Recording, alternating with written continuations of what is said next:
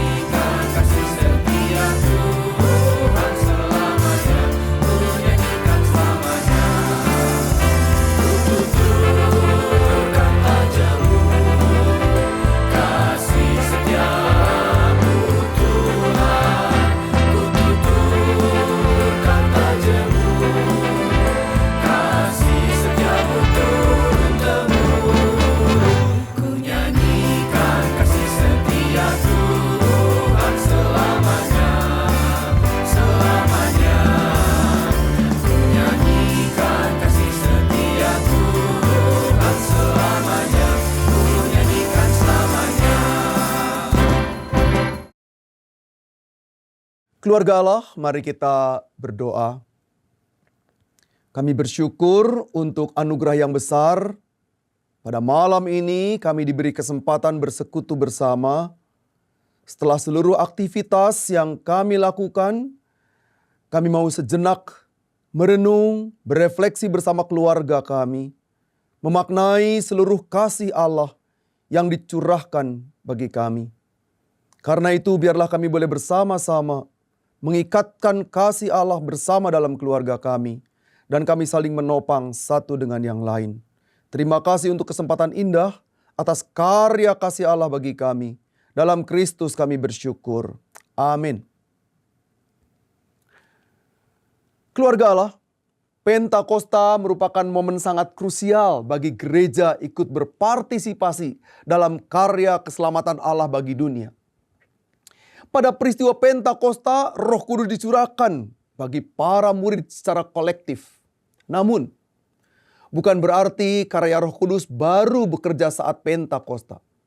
Melainkan telah ada sebelum dunia dijadikan. Terus berkarya pada zaman para nabi, berkarya pada peristiwa inkarnasi. Dalam Injil Yohanes juga dicatat karya Roh Kudus bagi para murid, yaitu pasal 20.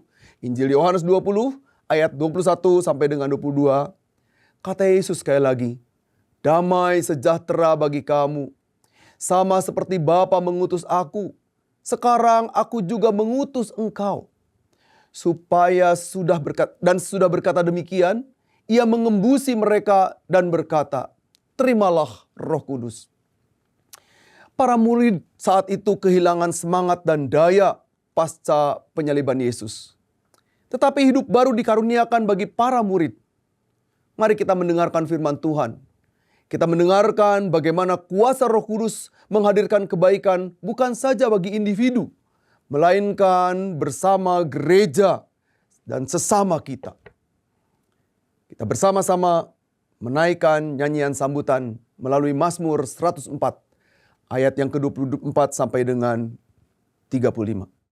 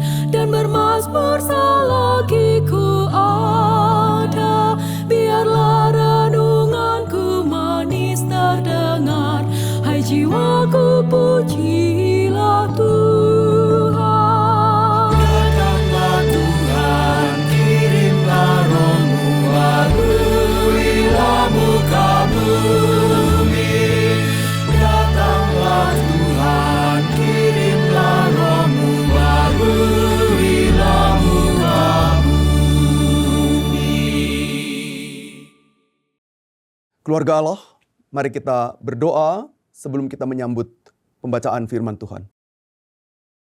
Bapa Surgawi, kami bersama-sama membuka ruang hati untuk menyambut sapaan Allah melalui kesempatan membaca, mendengarkan, dan merenungkan firman Allah.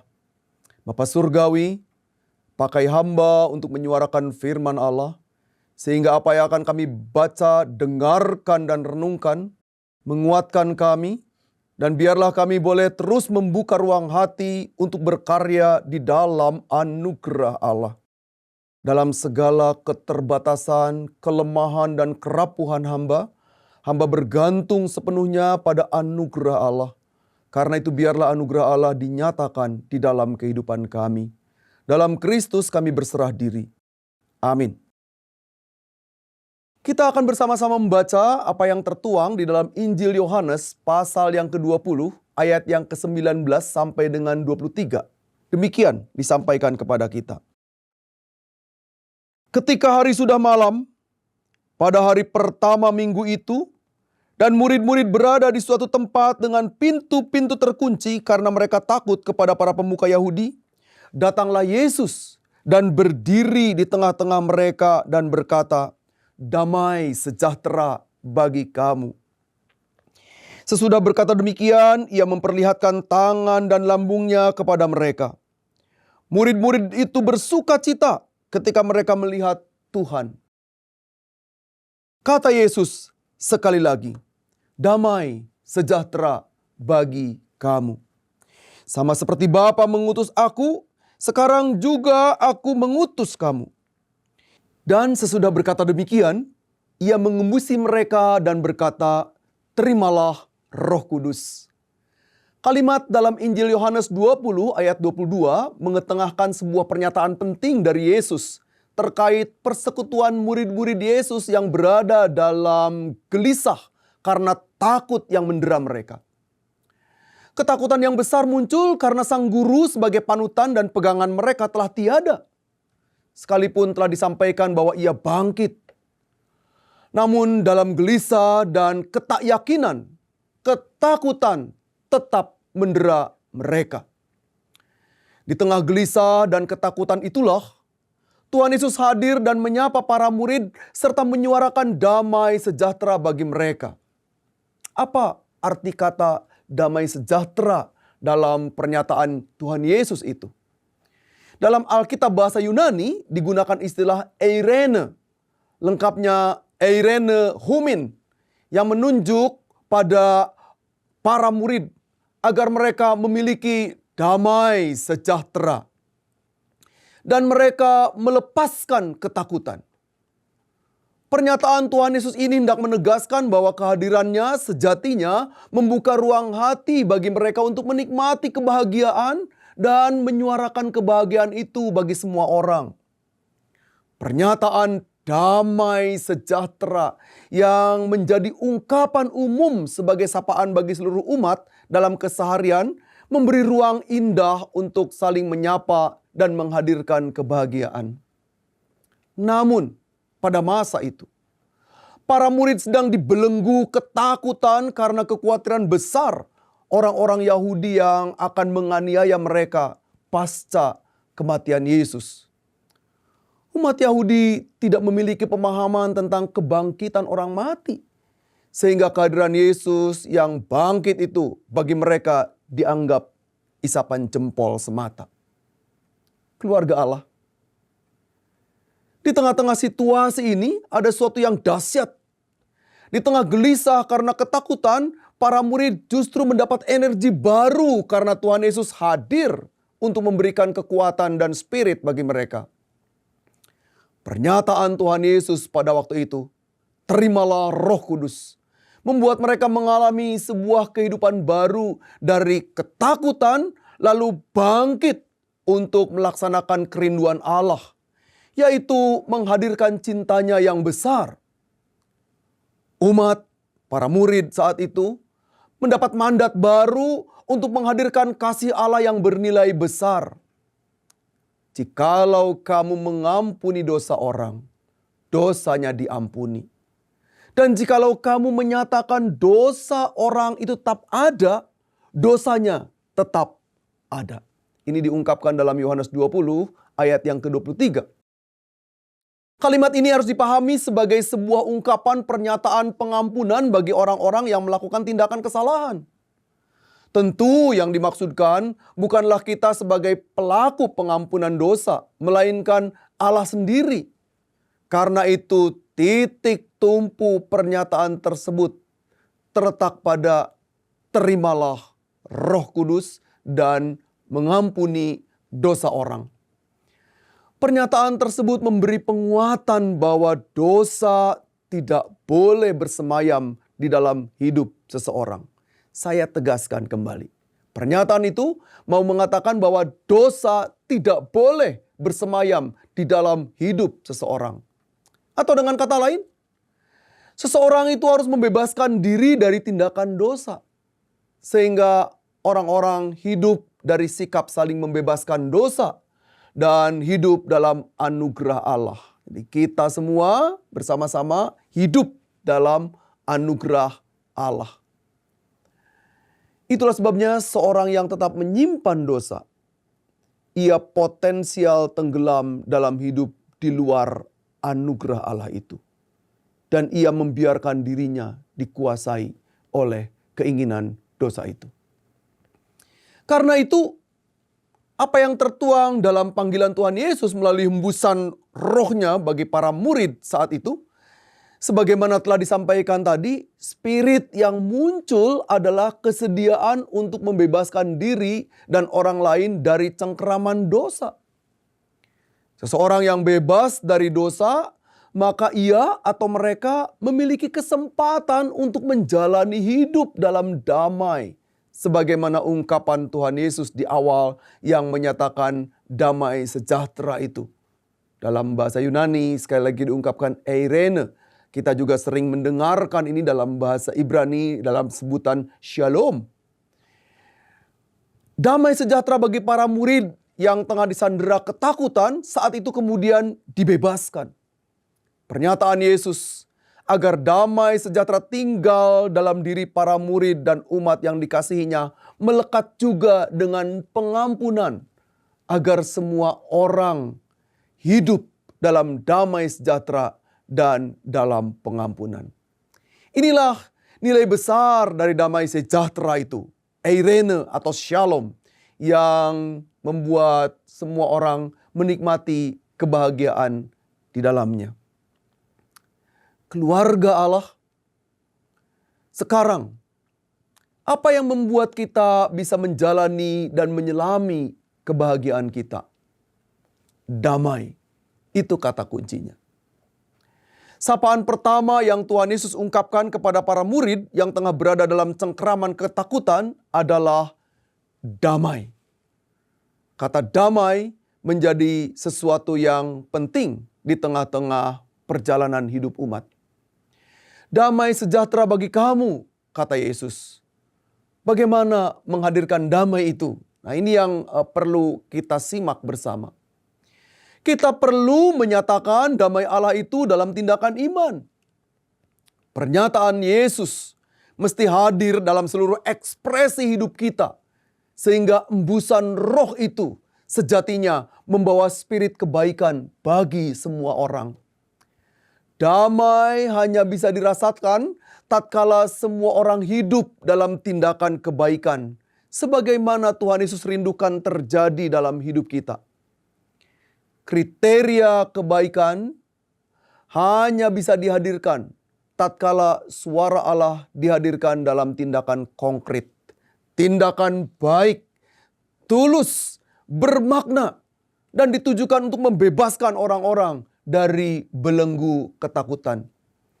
Karena itu, seberapa dalam roh yang Allah embuskan itu melekat dalam tindakan hidup kita. Seberapa dalam karya kasih Allah dirasakan oleh orang-orang yang berada bersama dengan kita. Anggota keluarga kita.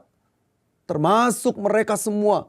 Apakah mereka termasuk orang-orang yang merasakan kebaikan Allah yang kita hadirkan. Sehingga kasih dan anugerahnya sungguh-sungguh mewujud dalam perjalanan hidup kita. Keluarga Allah yang dikasihi Kristus, di tengah berbagai gejolak hidup yang Tuhan nyatakan kepada kita, kita dipanggil bersama-sama untuk menghadirkan kebaikan sebagai wujud kehadiran Allah dalam hidup kita. Harap dipahami, kebaikan jangan sampai disalahgunakan baik oleh pelaku maupun penerima. Penyalahgunaan kebaikan oleh pelaku adalah ketika kebaikan ditujukan untuk mencari popularitas atau pencitraan. Sedangkan penerima, kebaikan dimanfaatkan untuk kebergantungan pada pelaku kebaikan. Kebaikan Allah sejatinya memberdayakan, membangun kehidupan yang tidak bergantung, melainkan membawa perubahan hidup ke arah yang lebih baik. Membangun spiritualitas yang membuat pelaku dan penerima bertumbuh dalam anugerah Allah. Sehingga kemuliaan Allah itu tampak dalam perjalanan hidup yang Allah perbarui. Itulah sebabnya setiap orang perlu memulai hidupnya dengan menyambut Roh Allah yang sejak awal kehidupan manusia telah Ia embuskan berupa nefes. Itu teks dalam bahasa Ibrani, kita dapat melihatnya pada kitab Kejadian pasal 2 ayat yang ke-7. Nefes ke dalam hidung manusia sehingga manusia menjadi makhluk yang hidup. Dengan kehidupan dari Allah itulah maka manusia dipanggil untuk melakukan kebaikan bagi semua orang. Karena roh yang sama telah Allah embuskan ke dalam hidup manusia. Sehingga manusia dipanggil untuk menyatakan roh Allah itu yang telah Allah semayamkan dalam hidup manusia untuk diekspresikan dalam kehidupannya. Karena itu saat ini saya mengundang kita bersama-sama untuk menjalankan kebaikan sebagai wujud penerimaan atas embusan Roh Allah. Selamat menjalankan kebaikan itu. Tuhan Yesus memberkati.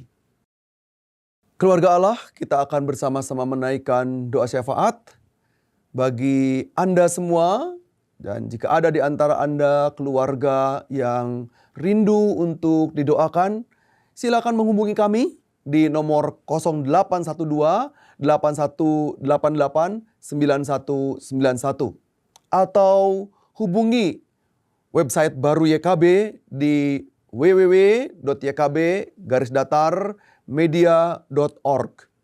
Tim doa dari YKB dengan senang hati akan mendoakan Anda semua.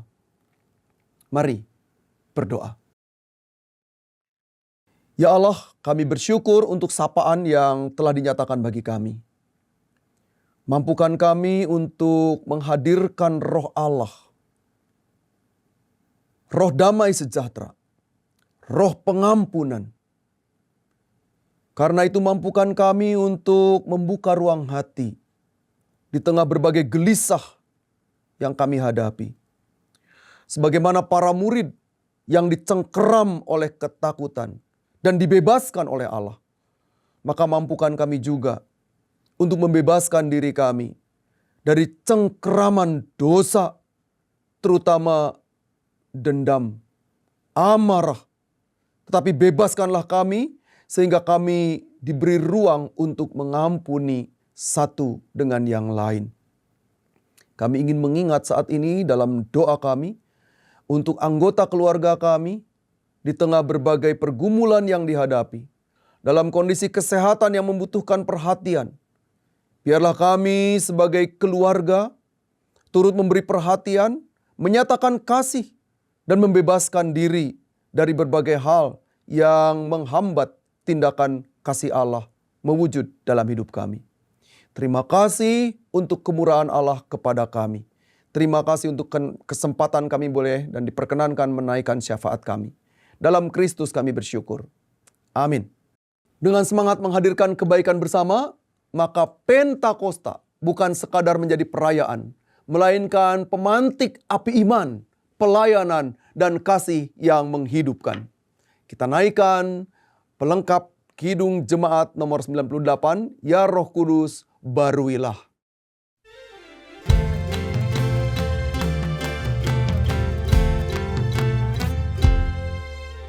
Ya Roh Kudus, baruilah.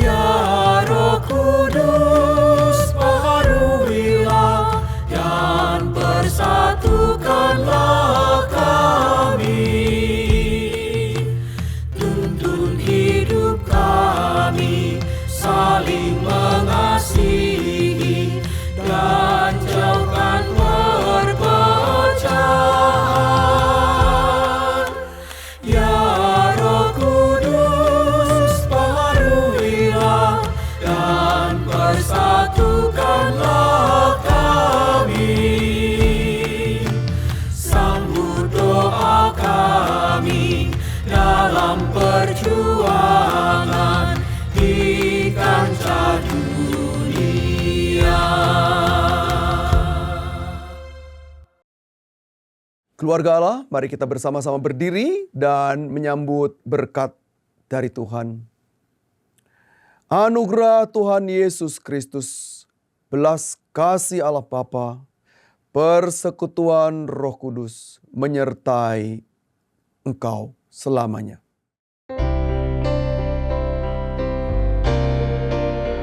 Terima kasih ya Allah Bapa, terima kasih ya Yesus Kristus Tuhan, terima kasih ya Roh Kudus, Allah Trinitas Maha Kudus. Amin.